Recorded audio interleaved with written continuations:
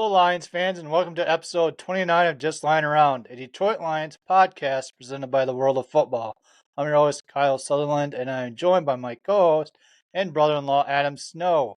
Adam, how are you doing today? Hey, we're a couple of ways from the draft in Detroit. You and me and my dad, we're going to be at least attempting. We're going to try to get there Saturday for rounds 4 through 7. So that's pretty exciting. We got a lot to talk about, a lot of news today that just broke, which is awesome for our show. I'm sure we'll get to that too. You got a nice show here prepared, so let's get to it. Yes, we do. Draft this week.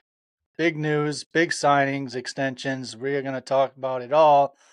So, on today's show, we're going to go over some news, including Brad Holme's pre-draft presser, new uniform reveal, and talk about the draft coming up, as well as a few extensions that just happened in the last couple hours.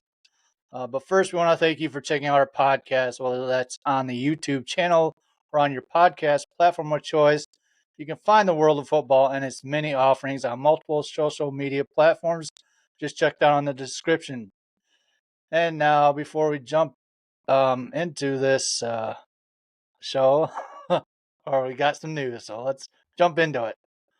So first, we had Brad Holme's pre-draft presser.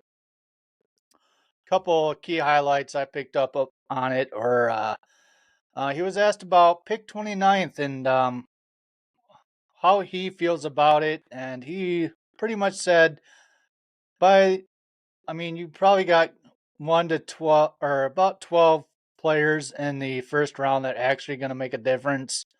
After that, they're just players. So picking at the 29th pick that the Lions have, he says by that time, most people aren't really sticking around. They're going off doing their thing, going to bed or whatever.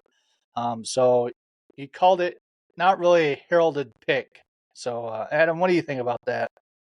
I mean, he knows what he's talking about. I mean, when's the last time the Lions were fortunate enough to draft this late in the first round? I mean, it's by that time, yeah, your big studs, your big names are going to be gone unless a couple of guys drop to you, which will happen. It's unpredictable. You never know what's going to happen in the draft.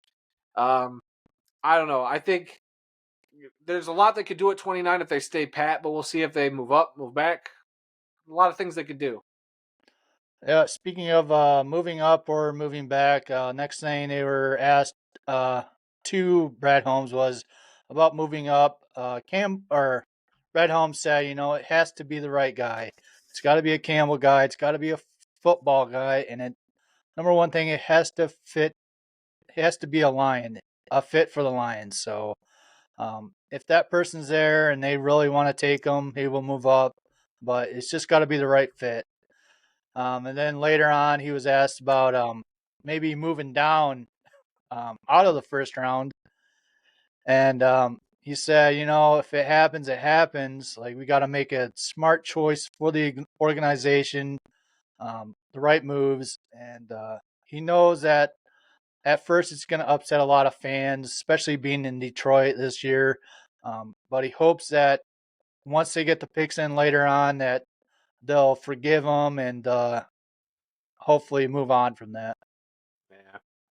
It's, I get it. Like, having the draft in Detroit is such a big special thing. I mean, 2 years ago when they made this announcement, I'm sure we were all thinking, well, that'll be great. We'll have a top 10 pick. We'll be early in the first round. I mean, we thought we'd get better maybe over time. We didn't think we'd get that good that quickly. So it's also, it's a blessing and a curse, hosting the draft and now we're picking at the end of the first round. I don't know. I feel like fans would be pretty okay if Brad Holmes dropped. I think a lot more fans are trusting Brad Holmes than they'll lead on. I think they'll be too busy booing all the the Bears, Packers, and Vikings picks all all night long. So, I think the fans will be fine, and they got a couple nights of it. So if they don't do anything Thursday night, you bet your butt they're going to do a lot Friday. So just wait a night. It's fine. It used to be the draft was the Lions Super Bowl, okay? And now that the Lions were literally half of good play away from going to a Super Bowl, the goals have changed. The outlook on what we view as success is changed. We no longer have to rely on the draft. While it is a good component of building a team, we have a good team. we're going to talk about the other building blocks of a good team in a little bit. But I just feel like whoever they take, we just got to trust Brad Holmes. It's no longer, this make or break thing, the draft. It's no longer this clamoring on a mock draft, Kyle. I know you probably are still doing this, but like, who are we going to take at 29? You go going through 45 mock drafts to figure out who the Lions are going to take. Like, just ride the wave and enjoy it. You're one of the final four teams in the draft, that pick last. And that's good company. That means you had a great season the year before. And we'll just have to do it like what Kansas City does. They keep picking at the end of each, you know, round of the draft. And look where they're at. And Detroit could be the next to do the same.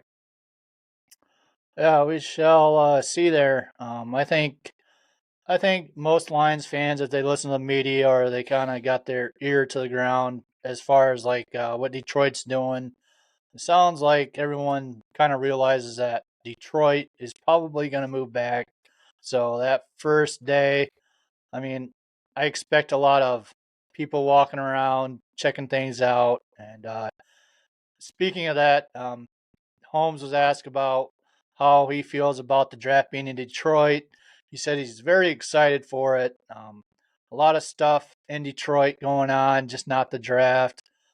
They got a big weekend planned for it, and he's also excited for like the local businesses going on there. How they're gonna get all the money they're gonna make off this event going on. So, yeah, he's really excited about this. Yeah, it's going to be great for the economy. I mean, I kind of saw the map of where everything's kind of laid out. It should be great for business. It should be a great atmosphere. The fans in Detroit have been starving for a good team. We got it. We've been starving for some NFL attention. Here we go. We are the center stage of the NFL for this draft.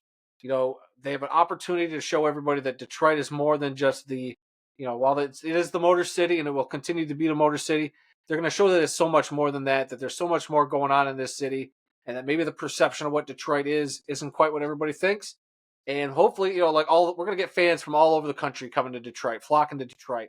That we'll finally get to see, like, oh hey, one, Detroit puts on a good show. Two, they care about that team and they're wanting to put together a good show. So I think Detroit could walk away looking, and not just the team. I'm talking about the city, the state of Michigan could come away looking absolutely phenomenal as long as everything goes right with this event. Yeah, I'm excited to be there Saturday. Hopefully that sign they put up is halfway decent. You sound so excited. You could just use a little more excitement. Come on now. Yeah, okay. You know what excited sounds like? Yeah, well, this is it. Is that the same tone Anyways, you had when Michigan won the national championship? Is that the same tone? I was crying in tears of joy, and then I had to get to bed because I got to work the next day. Okay, let's move on here. This is a pretty big question that was asked to Holmes, and I feel like what he said about it was a pretty good answer. He was asked about like the lone wolf persona in the draft room.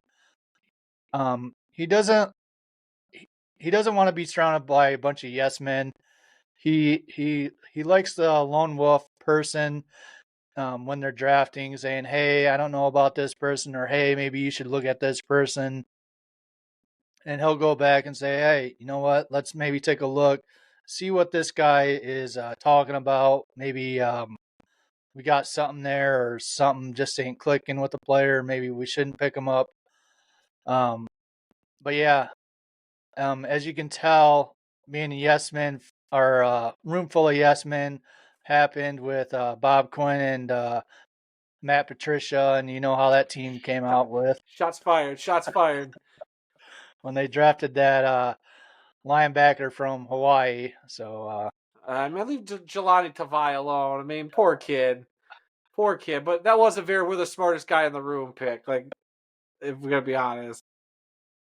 but yeah, overall, then he was talking about like Campbell and Holmes kind of being a lone wolf when they drafted Laporta, and everyone was like, I don't know about him. And then look what happened with Laporta being an All Pro, breaking a bunch of rookie records. So yeah, they Brad Holmes knows his stuff, and he knows how to get the right people in that room. Yeah, I think that goes with any good business, any good endeavor like us. I mean, if we did everything you wanted to do, this show wouldn't be afloat. I mean, I got to challenge you and be the lone wolf half the time on this podcast. That's why I give Randy such a hard time on our other podcast. I mean, you got to lone wolf it. You got to, you know, uh, not be complacent. You got to want to try and explore different avenues. And look, Brad Holmes has built this front office the right way. Sheila's part of that. Rod Wood, Chris Spielman, Dan Campbell, they're all part of this. I think building that kind of culture to where anybody can kind of come in and be like, look, I see where you guys are saying about player X.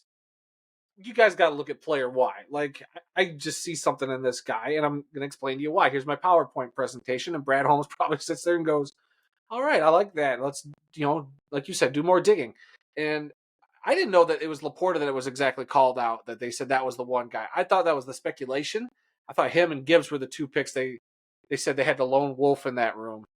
I mean, Yeah, from what I heard, he was pointing towards Laporta. He didn't really say his name, but they mentioned like, uh, yeah, he was an All Pro and broke a bunch of rookie records. So yeah, okay.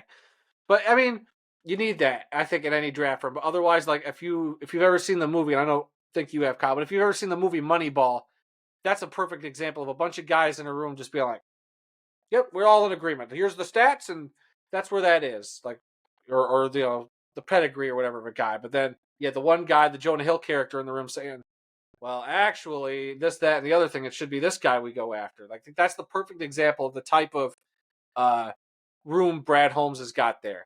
That somebody like a Jonah Hill character can walk in and throw in somebody out of left field and say, this is the better option for our team. yeah, so yeah. So as far as the press conference, that was pretty much it. Like key points. If you want to watch a press conference, just go on YouTube. I think it's on the Detroit Lions YouTube channel. So let's move on here. NFL draft is this week in Detroit. It's kicking off on Thursday at 8 p.m. for the first round, Friday at 7 p.m. for the second and third round, and Saturday at noon for the fourth through seventh round. Um, so that's when the draft is. But when you go to Detroit, their hours of operation, because they're going to have a bunch of stuff going on. So for Thursday and Friday, stuff are going to be opened up at 11 a.m. to 12:30 a.m. at night, and then on Saturday it's going to open back up at 8 a.m. to 9 p.m. Saturday. There's like I said, bunch of stuff going on. There's a map. Like you can look it up on Google or any kind of like Detroit Lions website. They'll have a full breakdown of everything going on. So yeah, biggest thing is if you plan on going, make sure you register using the NFL One Pass app on your phone or online through the website. Because if you don't, you will not be let in. They're gonna have a bunch of radar detectors, a bunch of um, basically kind of use like the NFL security measures they do. So just make sure you keep an eye on that. Make sure you um, come prepared, I guess. Yeah. And then if you want to actually attend the draft theater area and watch the actual draft, you have to purchase the tickets. And I guess those tickets are kind of expensive. So have fun with that. And also, one last thing, if you plan on going, parking is going to be a mess if you haven't already got your parking passes or whatever you need to do. So if you do want to go, last minute thing, um, make sure you get there early. Try and get a spot because it's gonna be busy down there, and I think it's gonna have a big crowd going. Yeah, luckily we got our parking pass situated, so we should be good. Hopefully we get there early enough to kind of fight any traffic that does pop up. So we shall see. Yeah. So yeah, I am really looking forward to it. Hopefully that Yep. rain either happens early in the day and cuts off, or maybe it just passes over Detroit. Wow, we'll see. Yeah, we shall. Okay, so one big news here: Lions get new uniforms. Unfortunately, Fanatics leaked the uniforms early because fanatics are fanatics, and they got to ruin the event. But the Lions organization held a reveal show for the season ticket holders, and they did not disappoint. They had a stage out there, a couple of their new trucks on the side, big light show, all that stuff. But they had Laporta, McNeil, and Joseph come out with their uniforms, along with couple Detroit legends, Barry Sanders, Calvin Johnson, and Chris Spielman with them, talking about the uniforms. Um, Overall, it's a pretty big, cool thing to watch. They had Sheila Ford come out. Everyone's chanting her names. They had Dan Campbell come out, give a speech as well. So yeah, look pretty awesome. Yeah, they put on a good show. It does think like we were at work when the jerseys were starting to unveil. I unfortunately had to pony up a Mountain Dew from our bet about the Lions having black jerseys. I said they wouldn't. You said they would. We put a Mountain Dew on the line, and I had to shamefully walk over and hand you a Mountain Dew. Uh, but I'm sure you're going to talk about the jersey details here in a second. But it was like a third party. It wasn't even just Fanatics. It was somebody else connected to Fanatics that kind of like leaked the jerseys when they weren't supposed to. But that's what happens when you have all these, you know, hands in the pot. So it is what it is. But the Lions, their social media team handled that really well because they had videos prepared just in case something leaked. Because they had the Aleem McNeil shaking his head in disappointment. They had the Jared Goff quote saying, "Oh, these are nice. I might have to take a picture of these and put them on Twitter." Yeah, the Lions organization as a whole, their social media is doing a lot of good things. Yep. Even their press conferences back in the last year, like you couldn't even hear the reporters ask questions. You didn't know what they were saying, and then the coaches or whatever would go off on their answer. But now it sounds like they've stepped that up as well. So yeah. So, with that being said, Lions have three different jersey types now. They have the blue, white, and black. All look pretty awesome. Yeah. One big All but change. one. Uh, okay. One big thing they changed was they got rid of the William Clay Ford logo on the side of their sleeve, like Adam showing there, Yep. and It's they're putting gone. it on the back of the helmet. And I Yep. guess what I heard is they're putting like a badge on the inside of the player's jersey as well. Which, if you do order a jersey, it will not be on the jerseys that Hmm. people ordered. I guess it's something special for them. Hmm. And also, they are bringing back the blue face mask on the helmet. On a was it just the regular helmet they have? Yeah, the typical helmet. Yep. The correct helmet. Yep. And then a couple other things. A black uniform. They have a different combo with it. They had the black pants with it or the blue pants, and also for the black uniform, I guess it's their alternative style jersey. They are coming with a dark blue helmet and a black lion logo on the side of it. So overall, that combo there looks pretty sharp as well. If you haven't seen it, check it out. Again, it's on Detroit Lions website, so just Google it; it'll show them. Yeah, I look. I have been a big old stick in the mud when it's come to these alternate uniforms. I'm not a fan of the black uniform yet. Um, I don't get it. It's not a Lions color. I'm rocking the blue because that's the Lions color. It's different when it's t-shirts, hats, all that. That's not the jersey. The uniform is Honolulu blue and silver and white, not black. So I will admit though that the jerseys, the black jerseys, are an upgrade from the gray onesies. I will give everybody that caveat. I'll give you that. I'm also disappointed with the helmet. While the helmet doesn't look terrible, it stinks that we're losing the helmet we had last year, the blue helmet with the 1950s Lions logo. I'm disappointed. I guess that doesn't mean it can't come back at some point, but I'm just disappointed that that helmet ain't coming back. That we can't keep that in the rotation. Uh, so it is what it is. But I'll also change my mind when I see the team in their full totality wearing it during a game, whatever Monday night, Thursday night, Sunday night game they end up wearing these black jerseys for. It, I could change my tune then and be like, you know what, those look sharp, and you know what'll help if they blow the pants off the Packers or any other team. You know, take it to the Cowboys wearing those black uniforms. I think that might do it. That might sell me on these jerseys. So we'll see. I'll probably end up like I got my Jared Goff one ordered in the mail. I've been waiting to get the custom ones. They don't do the custom ones yet. You can't order a custom Lions jersey of the new style. So I'm Uh, gonna have to retire this custom jersey, and I do plan on getting one of each jersey. Yes, even the black one, because I want to rep my team during those games. So as much as I don't like it, I will get one to support my team when they wear their black jersey day. So yeah, apparently you got your white one, and apparently for you it's coming tomorrow. And I ordered a black Gibbs one, and mine says I'm not getting it until May 20th. So yeah, no, I apparently got a the lot of regular blue one. I got a regular Jared Goff blue jersey, okay, and it says it's supposed like I ordered it literally last night. It says it's supposed to ship today. So we'll see if jeez. that actually holds up. I'm hoping to get it before the draft so I can wear it to Detroit and feel all proud. But normally, my rule is I don't wear player jerseys. I don't get player jerseys because I feel like a jinx.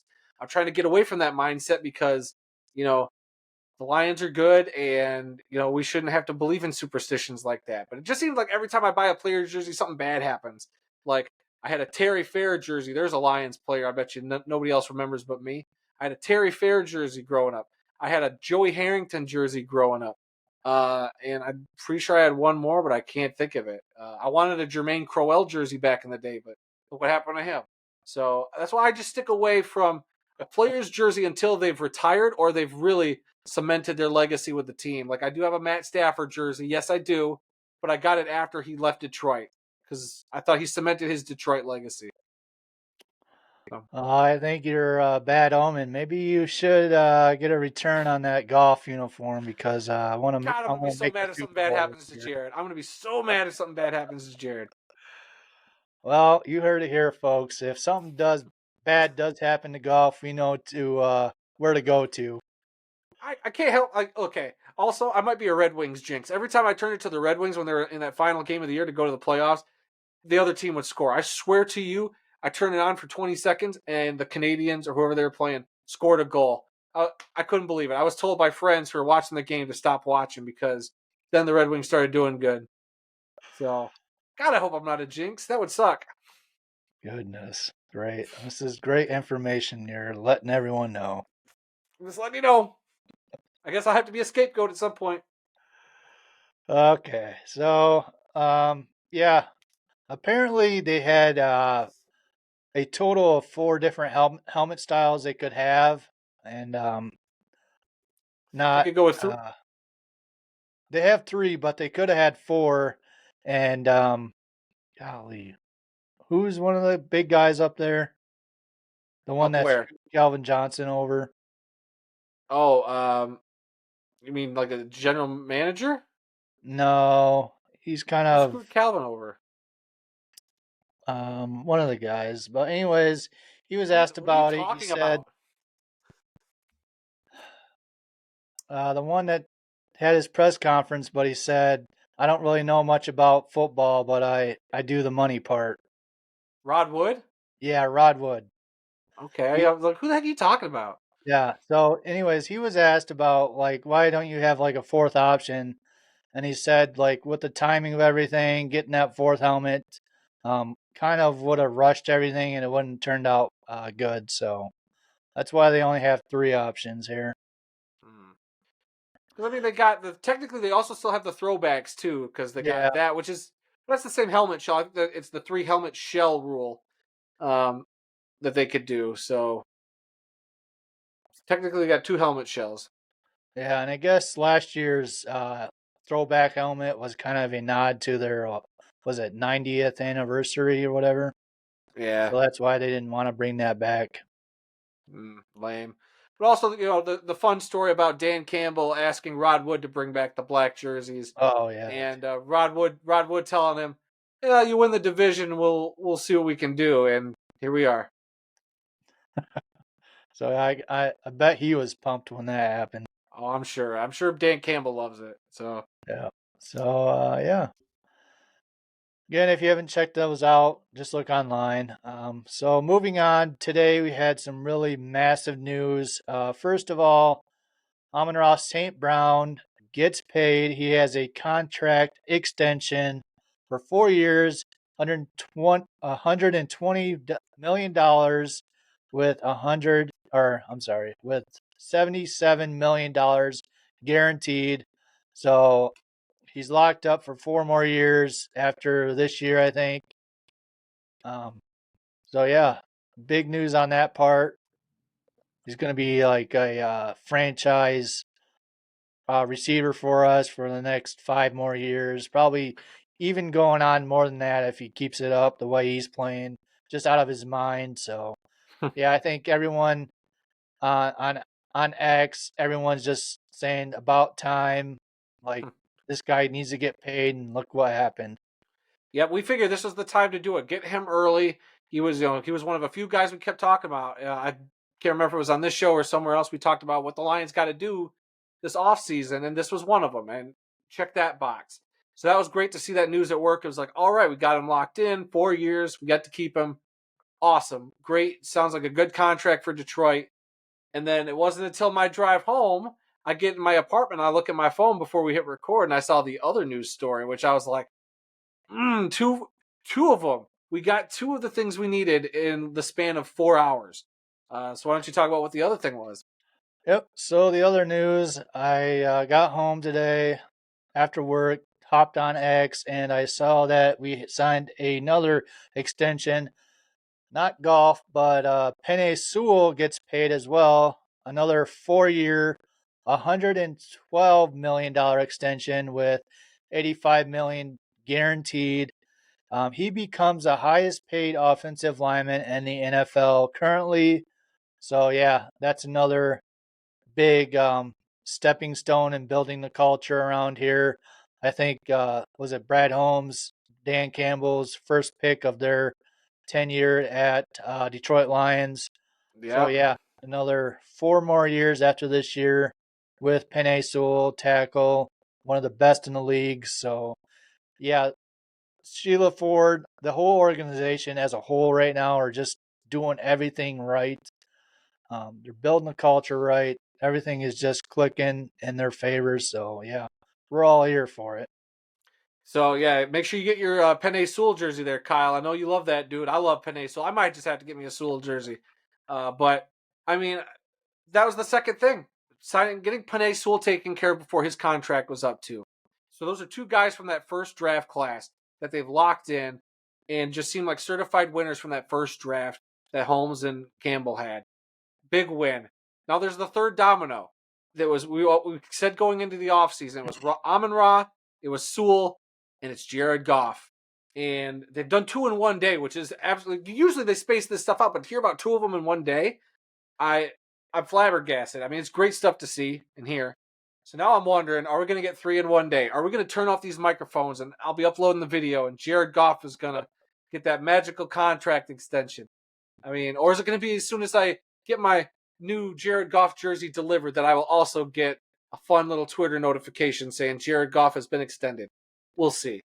But I'm Yeah, excited. The Lions front office is doing everything right now. Everything. I mean, but no organization's perfect, but right now it's good being a Lions fan. It's pretty good.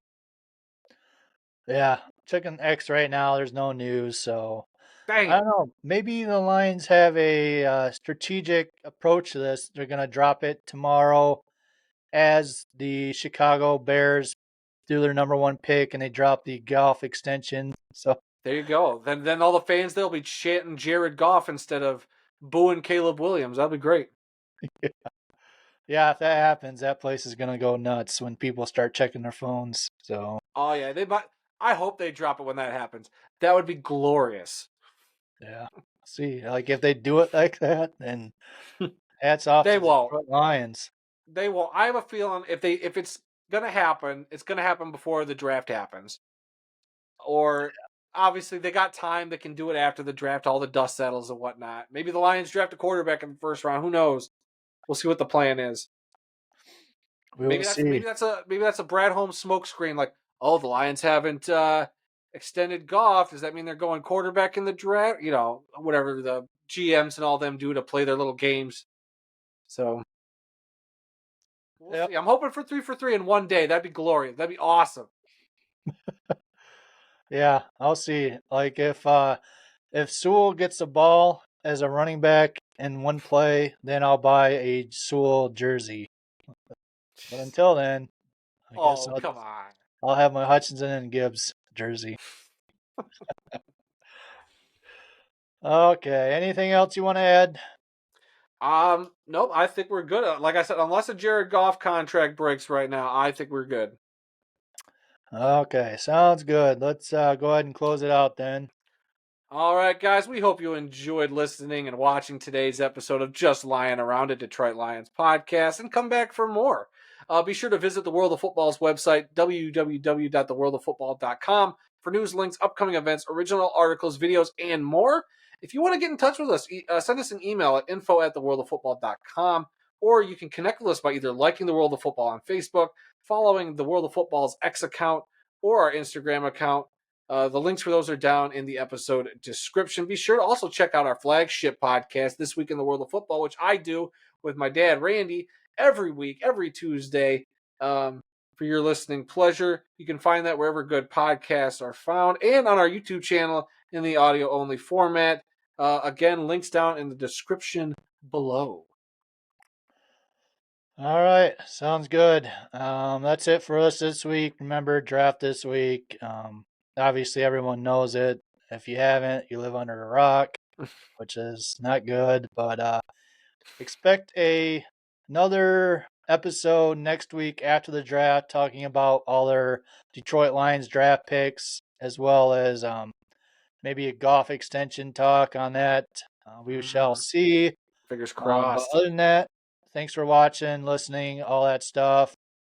And Yep, subscribe to yeah, the YouTube channel, everybody. We're at 798 subscribers. Get us over that 800 mark as we oh yeah, continue our journey to 1,000. We appreciate y'all.